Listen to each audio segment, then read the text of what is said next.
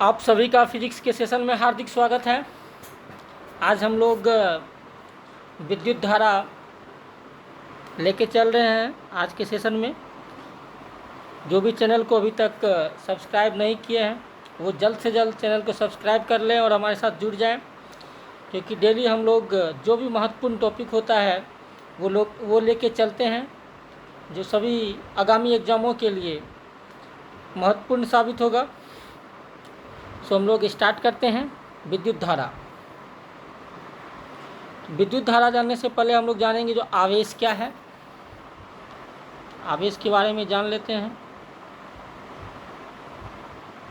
आवेश जो है आपको किसी पदार्थ का वह गुण होता है जिसके कारण क्या होता है, विद्युत एवं चुंबकीय क्षेत्र या चुंबकीय प्रभाव उत्पन्न होता है, जिसके कारण क्या होता है, विद्युत एवं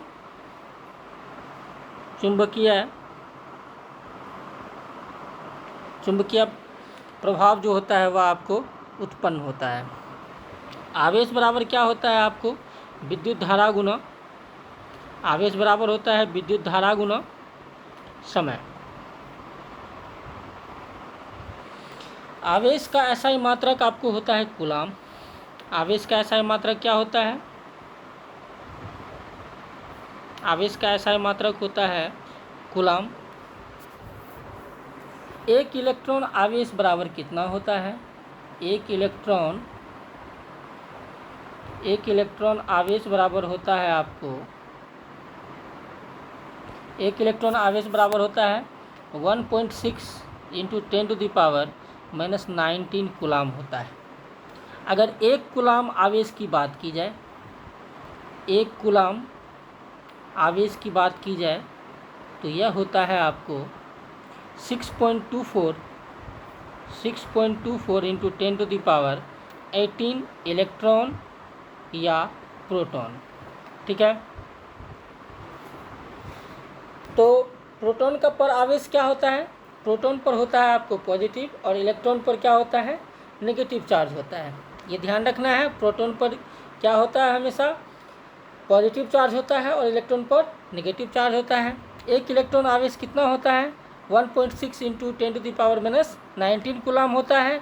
एक कूलाम आवेश जो होता है आपको 6.24 इंटू 10⁻18 कूलाम जो होता है वह आपको होता है इलेक्ट्रॉन और प्रोटॉन। और एक प्रोटॉन पर आवेश क्या होता है, पॉजिटिव, और इलेक्ट्रॉन पर क्या होता है, नेगेटिव चार्ज होता है। तो आवेश क्या है, आवेश किसी पदार्थ का वह गुण है जिसके कारण विद्युत एवं चुंबकीय प्रभाव क्या होता है, उत्पन्न होता है। विद्युत आवेश बराबर होता है विद्युत धारा गुना समय। इसका SI मात्रक कूलाम होता है। एक इलेक्ट्रॉन आवेश बराबर होता है आपको 1.6 इंटू 10⁻⁻19 कूलाम। एक कूलाम आवेश होता है 6.24 इंटू 10⁻18 इलेक्ट्रॉन और प्रोटॉन।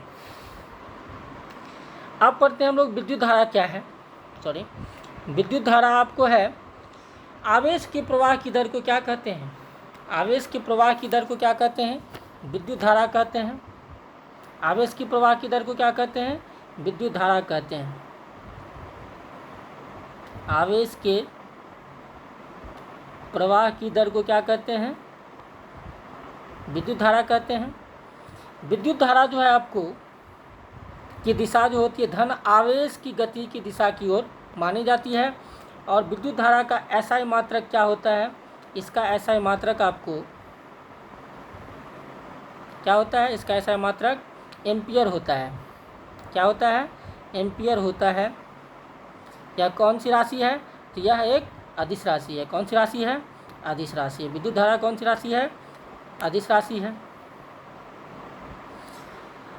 विद्युत धारा बराबर क्या होता है, विद्युत धारा बराबर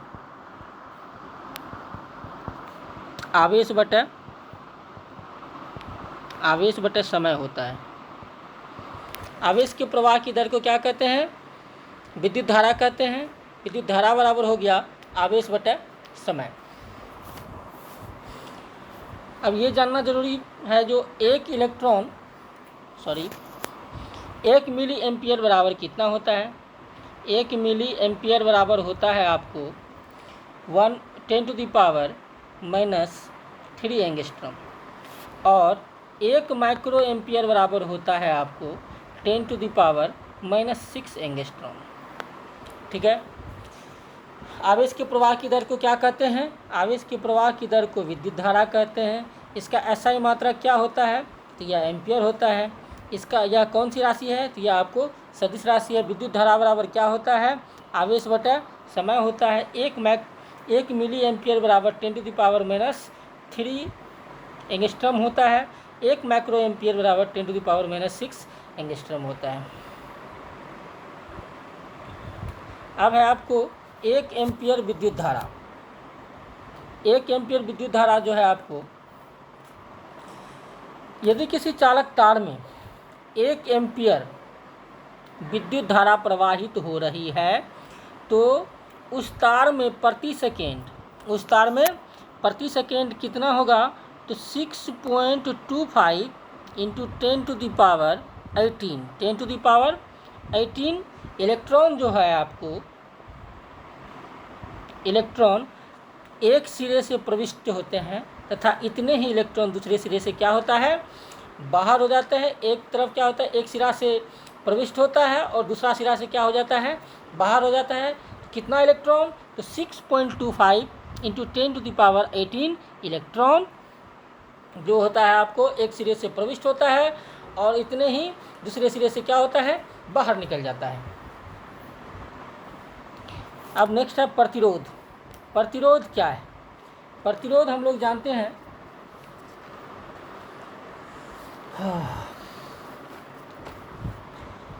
प्रतिरोध का डेफिनेशन पढ़ते हैं। किसी चालक में विद्युत धारा के प्रवाहित होने पर चालक के परमाणुओं तथा अन्य कारकों द्वारा उत्पन्न किए गए व्यवधान को ही क्या कहते हैं? चालक का प्रतिरोध कहते हैं। मतलब प्रतिरोध का मतलब हो गया, वह क्या करेगा? किसी पदार्थ जो उससे होकर क्या कहते हैं, उसके धारा के प्रभाव का विरोध करेगा। इस धारा के प्रभाव का जो विरोध करेगा वह क्या हो गया आपको? वही आपको प्रतिरोध कहलाता है। धारा के प्रभाव का विरोध करना ही क्या कहलाता है? प्रतिरोध कहलाता है। अब यदि किसी चालक का प्रतिरोध R और सिरों के बीच का विभवांतर क्या होगा? V होगा। विभवांतर क्या होगा? V होगा। तो प्रवाहित धारा यानी कि I का अनुपात जो होगा वह R बराबर क्या होगा? V/I होगा। R बराबर क्या होगा? V/I होगा। तो इसका SI मात्रक होता है आपको ओम होता है। क्या होता है इसका SI मात्रक? ओम होता है। इसको ऐसे डिनोट करते हैं। विद्युत धारा का SI मात्रक क्या होता है? ओम। इसका फॉर्मूला क्या हो गया? R = V/I। अब इसी में हम लोग नेक्स्ट पढ़ते हैं। नेक्स्ट है ओम का नियम, बेहद ही इम्पोर्टेंट है। ओम का नियम है आपको 1827 में क्या हुआ था? 1827 ईस्वी में जॉर्ज साइमन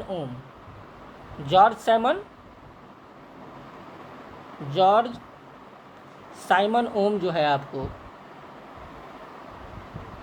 जॉर्ज साइमन ओम ने अपनी प्रायोगिक अध्ययन के पश्चात जो है किसी चालक के दोनों शीर्षों के बीच विभवांतर एवं उससे होकर बहने वाली विद्युत धारा के बीच एक संबंध स्थापित किया, जिसे ही क्या कहते हैं? ओम का नियम कहते हैं। जिसे क्या कहते हैं? ओम का नियम कहते हैं। और पढ़ लेते हैं एक बार क्या होता है। यदि किसी चालक की भौतिक अवस्था जैसे ताप हो गया, घनत्व हो गया, इस सब में कोई परिवर्तन ना हो तो चालक के सिरों पर लगाया गया विभवांतर उसमें प्रवाही धारा के व्युत्क्रमानुपाती होता है। यदि किसी चालक की दो बिंदुओं के बीच विभवांतर क्या हो? V वोल्ट हो तो उससे प्रवाहित धारा I एम्पियर हो। तो ओम के नियमानुसार V प्रोपोर्शनल किसका होगा? V प्रोपोर्शनल होगा I का। V प्रोपोर्शनल क्या होगा? I का। तो V बराबर क्या हो गया आपको? IR हो गया। R यहाँ पे क्या है? R जो है आपको यहाँ पे नियतांक है। R क्या है? नियतांक है, जिसे क्या कहते हैं? चालक का प्रतिरोध कहते हैं। तो V बराबर क्या हो गया? IR। यही याद रखना है, ओम का नियम यही है। नेक्स्ट अब है ओमिया प्रतिरोध। ओमिया प्रतिरोध यानी कि ओमिक कंडक्टर क्या है? जो जो चालक ओम के नियम का पालन करता है, जो ओम के नियम का पालन करता है उसके प्रतिरोध को ओमिया प्रतिरोध कहते हैं। जैसे मैग्नीज का तार, ये क्या हो गया आपको, यह हो गया ओमिया प्रतिरोध। जो ओम के नियम का पालन करेगा वह क्या हो गया, ओमिक रेसिस्टेंस हो गया। और जो ओम के नियम का पालन नहीं करेगा वह क्या करेगा, अनोमिया प्रतिरोध, इनकी नॉन ओमिक रेसिस्टेंस कहलाएगा। ओमिक रेसिस्टेंस क्या हो गया, जो चालक ओम के नियम का पालन करता है वह हो गया आपको ओमिया प्रतिरोध, जैसे मैग्नीज का तार। नेक्स्ट, जो ओम के नियम का पालन नहीं करता है वह प्रतिरोध जो है आपको अनओमिया प्रतिरोध कहलाता है, जैसे डायोड बल्ब का प्रतिरोध और ट्रायोड बल्ब का प्रतिरोध। यह क्या हो गया आपको नॉन ओमिक रेसिस्टेंस कहलाता है। इसका एग्जाम्पल क्या है, डायोड बल्ब का प्रतिरोध, ट्रायोड बल्ब का प्रतिरोध, यह हो गया नॉन ओमिक रेसिस्टेंस। नेक्स्ट है चालकता। चालकता क्या है, किसी चालक के प्रतिरोध के व्युत्क्रम को क्या कहते हैं, चालकता कहते हैं। किसी चालक के प्रतिरोध के व्युत्क्रम को क्या कहते हैं, चालक की क्या कहते हैं, चालकता कहते हैं। इसे जी से डिनोट करते हैं। जी बराबर क्या होता है आपको, जी बराबर होता है 1/r। इसकी इकाई क्या होती है, ओम का इन्वर्स होता है इसका इकाई, जिसे मोहो कहते हैं। क्या कहते हैं, मोहो कहते हैं। इसको क्या कहते हैं, मोहो। इसका ऐसा यूनिट क्या हो गया, ओम का इन्वर्स यानी कि मोहो। ठीक है, इसका ऐसा इकाई सीमेन भी होता है। नेक्स्ट है विशिष्ट प्रतिरोध क्या है। तो विशिष्ट प्रतिरोध जो है आपको पढ़ते हैं, किसी चालक का प्रतिरोध उसकी लंबाई के अनुक्रमानुपाती तथा उसके अनुप्रस्थ काट के क्षेत्रफल के व्युत्क्रमानुपाती होता है। किसी चालक का प्रतिरोध उसकी लंबाई के अनुक्रमानुपाती तथा उसके अनुप्रस्थ काट के क्षेत्रफल के व्युत्क्रमानुपाती होता है। यदि चालक की लंबाई और उसकी अनुप्रस्थ काट का क्षेत्रफल a है तो r प्रोपोर्शनल किसका होगा, I का। तो r बराबर क्या हो जाएगा आपको, P1/a। यहाँ पे क्या कहते हैं, यह P क्या हो गया, यह एक नियतांक हो गया, जिसे चालक का क्या कहते हैं, विशिष्ट प्रतिरोध कहते हैं। अतः यह एक पदार्थ के बने हुए मोटे तार का प्रतिरोध कम तथा पतले तार का प्रतिरोध क्या होता है, अधिक होता है। मोटे तार का प्रतिरोध क्या होगा, कम, और पतले तार का प्रतिरोध क्या होगा, अधिक होगा। अब है विशिष्ट चालकता। विशिष्ट चालकता जो है आपको, किसी चालक के विशिष्ट प्रतिरोध के व्युत्क्रम को चालक का विशिष्ट चालकता कहते हैं। इसका SI इकाई क्या होता है, इसका SI इकाई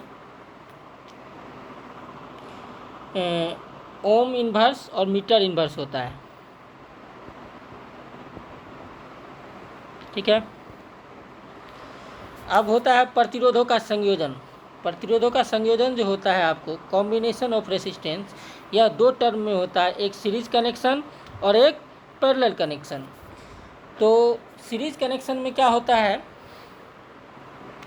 एक बार सीरीज कनेक्शन का जान लेते हैं और एक बार श्रेणी क्रम में संयोजित प्रतिरोधों का समतुल्य प्रतिरोध समस्त प्रतिरोधों के योग के बराबर होता है। समानांतर क्रम में संयोजित प्रतिरोधों के समतुल्य कोण के प्रतिरोधों का व्युत्क्रमों के योग के बराबर होता है। इसमें क्या होगा, समतुल्य प्रतिरोध समस्त प्रतिरोधों के योग के बराबर होता है। इनकी पहला में होगा RS = R1 + R2 + R3।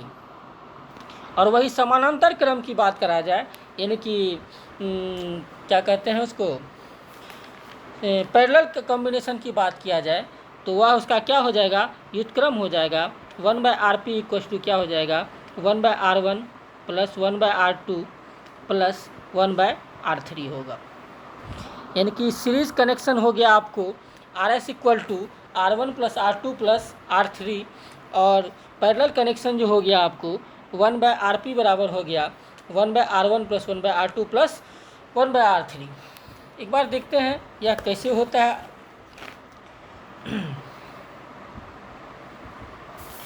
First number में सीरीज कनेक्शन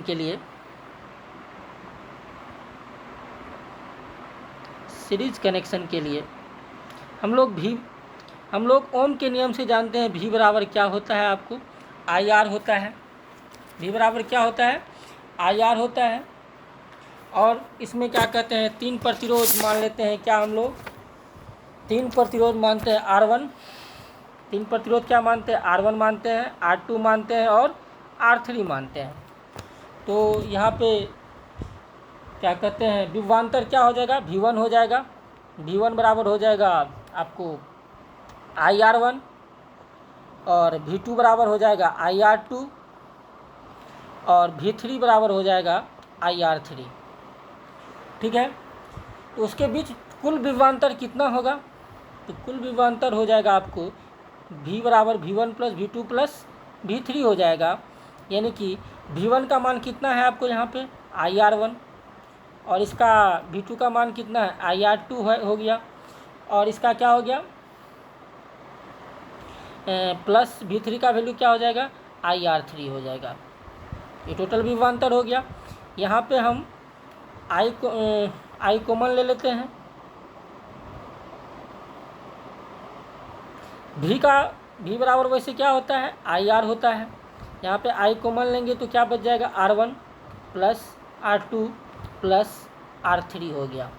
यहाँ से I कैंसिल हो गया तो R बराबर क्या हो गया आपको R1 plus R2 plus R3 हो गया। यानी कि ये सीरीज कनेक्शन के लिए ये क्या हो जाएगा RS बराबर क्या हो गया R1 plus R2 plus R3। अब देखते हैं हम लोग पैरेलल कनेक्शन के लिए, जस्ट उसका उल्टा हो जाएगा।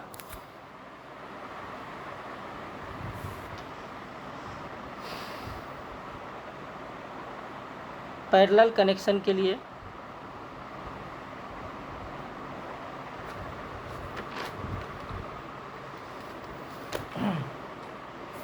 इसके लिए प्रतिरोध 3 प्रतिरोध क्या हो गया आपको R1 R2 और R3, R1 R2 और R3 हो गया। तो यहाँ पे I बराबर क्या हो जाएगा V बटे R हो जाएगा। I बराबर क्या होगा V बटे R होगा पैरेलल कनेक्शन निकालने के लिए। तो I बराबर होगा यहाँ पे I इक्वल टू हो जाएगा I1 plus I2 plus I3। तो यहाँ पे I बराबर क्या हो जाएगा V बटे R1, इसका भी हो जाएगा V बटे R2 प्लस I3 का वैल्यू हो जाएगा V बटे R3। और I बराबर क्या लिखें अभी हम V बटे R। यहाँ पे V का कॉमन ले लेंगे तो बचेगा 1 बटे R1 plus 1 by R2 plus 1 by R3। V से V कैंसिल तो 1 बाय R इक्वल टू क्या हो जाएगा आपको 1 by R1 plus 1 by R2 plus 1 by R3। यह पैरेलल कनेक्शन के लिए हो गया, आपको प्रूव्ड हो गया, ये ध्यान रखना है। तो सीरीज कनेक्शन के लिए क्या होता है, सीरीज कनेक्शन के लिए आपको R1 plus R2 plus R3 और अगर पैरेलल कनेक्शन की बात की जाए तो यह होता है आपको 1 by R1 plus 1 by R2 plus 1 by R3, यानी कि उसका वह रेसिप्रोकल होता है। चलते हैं नेक्स्ट टॉपिक की ओर।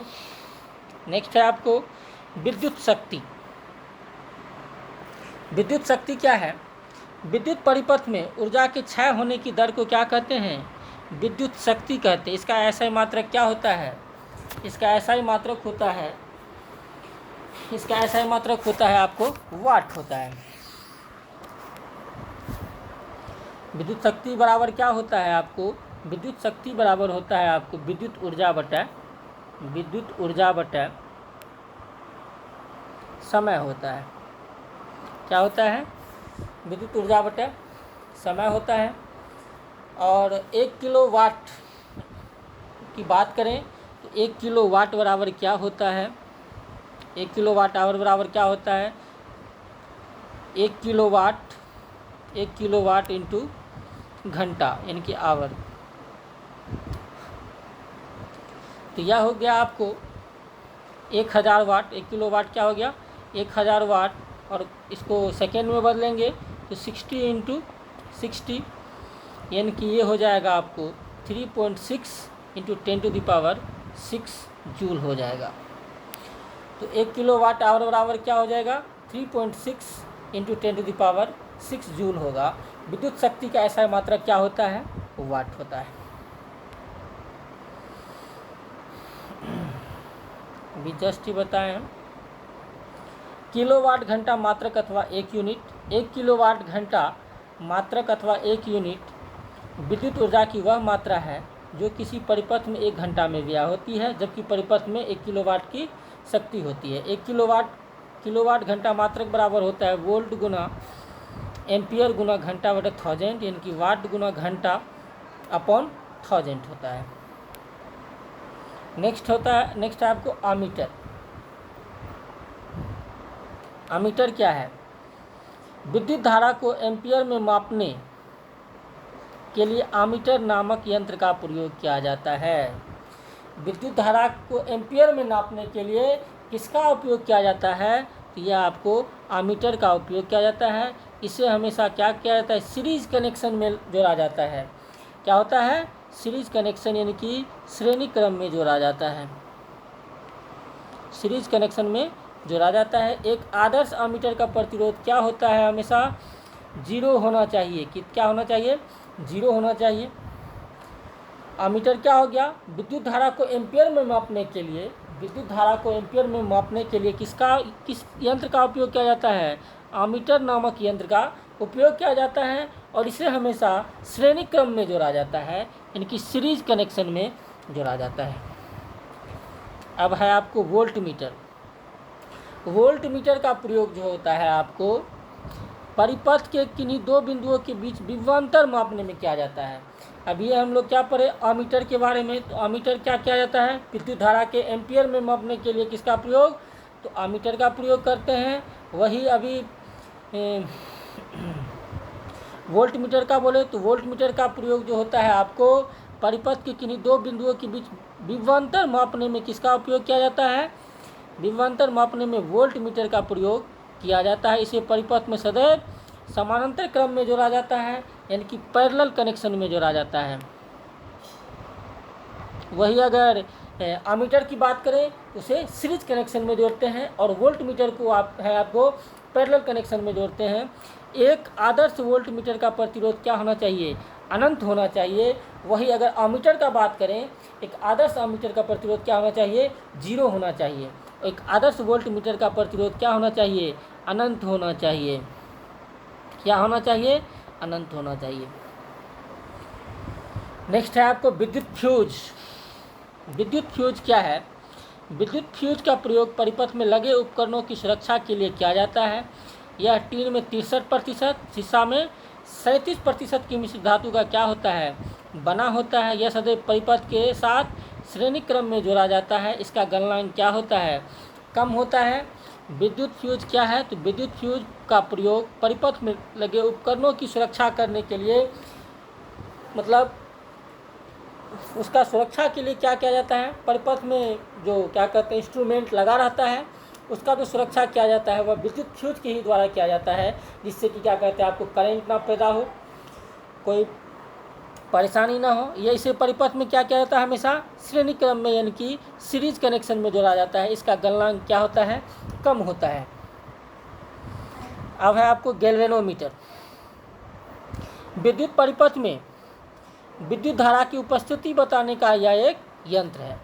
विद्युत परिपथ में विद्युत धारा की उपस्थिति बताने का एक यंत्र क्या है यह है आपको गैल्वेनोमीटर। इसकी सहायता से आपको 10⁻⁻6 एम्पियर तक की विद्युत धारा को माप सकते हैं। यानी कि इससे गैल्वेनोमीटर से क्या कर सकते हैं आप लोग 10⁻⁻6 एम्पियर तक की विद्युत धारा को नाप सकते हैं। अब है ट्रांसफार्मर। विद्युत चुम्बकीय प्रेरण के सिद्धांत पर कार्य करने वाला यह एक ऐसा यंत्र है जो एसी वोल्टेज को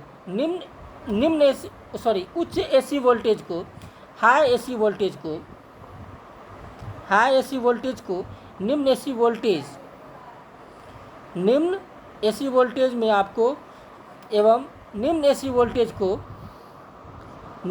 वोल्टेज को हाई एसी वोल्टेज में क्या करता है, बदल देता है। यह काम किसका है, ट्रांसफार्मर का, यानी कि उच्च एसी वोल्टेज को निम्न में और निम्न एसी वोल्टेज को उच्च एसी वोल्टेज में बदल देता है। यह क्या हो गया आपको, यह हो गया आपको ट्रांसफार्मर। यह केवल प्रत्यावर्ती धारा के लिए प्रयुक्त होता है। यह किसके लिए प्रयुक्त होता है, यह केवल प्रत्यावर्ती धारा के लिए प्रयुक्त होता है। इसका बात ध्यान रखना है। यानी कि ट्रांसफार्मर क्या करेगा, तो ट्रांसफार्मर आपको उच्च एसी वोल्टेज को निम्न एसी में और निम्न एसी वोल्टेज को उच्च एसी वोल्टेज में कन्वर्ट करेगा।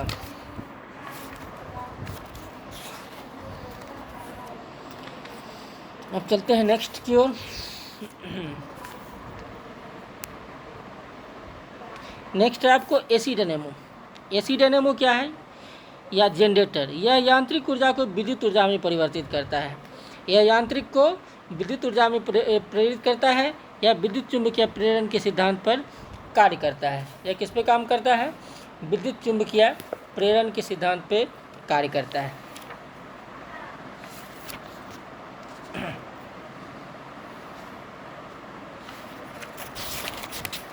नेक्स्ट है आपको विद्युत मोटर। यह एक ऐसा यंत्र है जो विद्युत को यांत्रिक में, अभी जस्ट पढ़े हम लोग एसी डायनेमो, यह यांत्रिक को विद्युत में करता है। यांत्रिक को किस में करता है, विद्युत में। और क्या कहते हैं, विद्युत मोटर जो है आपको, यह क्या करता है, विद्युत को यांत्रिक में बदलता है। यह विद्युत चुंबकीय प्रेरण के सिद्धांत पर कार्य नहीं करता है, वह काम करता है। अब बात करते हैं माइक्रोफोन की। यह ध्वनि ऊर्जा को विद्युत ऊर्जा में परिवर्तित करता है। माइक्रोफोन विद्युत चुंबकीय प्रेरण के सिद्धांत पर आधारित होता है। प्राथमिक शक्ति स्टेशनों पर जो विद्युत धारा उत्पन्न होती है वह प्रत्यावर्ती धारा होती है तथा उसकी वोल्टेज 22,000 वोल्ट या इससे अधिक हो सकती है। ग्रिड उप स्टेशनों ट्रांसफार्मर की सहायता से वोल्टेज क्या करते हैं, बढ़ा देते हैं, जो 1,32,000 वोल्ट तक भी हो सकती है, ताकि विद्युत संचरण में विद्युत ऊर्जा का क्षय बहुत कम हो। आज का यह टॉपिक यहीं पे ख़त्म होता है। इनकी विद्युत धारा का जो भी क्या कहते हैं टॉपिक था वह टोटल डिस्कस हो गया। आज का क्लास यहीं तक रहेगा। नेक्स्ट वीडियो में हम लोग फिर किसी नए टॉपिक के साथ मिलते हैं। अगर आप लोग को वीडियो अच्छा लगा हो तो लाइक ज़रूर करें, कमेंट भी करें। आप लोग यह भी बताएं कि आप लोग को कौन से नए टॉपिक पे वीडियो चाहिए, वो हम लोग जल्द से जल्द अपलोड क्या करेंगे, जिससे आप लोग को कोई परेशानी ना हो तैयारी करने में। और चैनल को जो भी अभी तक सब्सक्राइब नहीं किए हैं, जल्द से जल्द सब्सक्राइब कर लें, जिससे आपको आसानी से वीडियो पहुंच सके। आज का क्लास यहीं तक रहता है। धन्यवाद।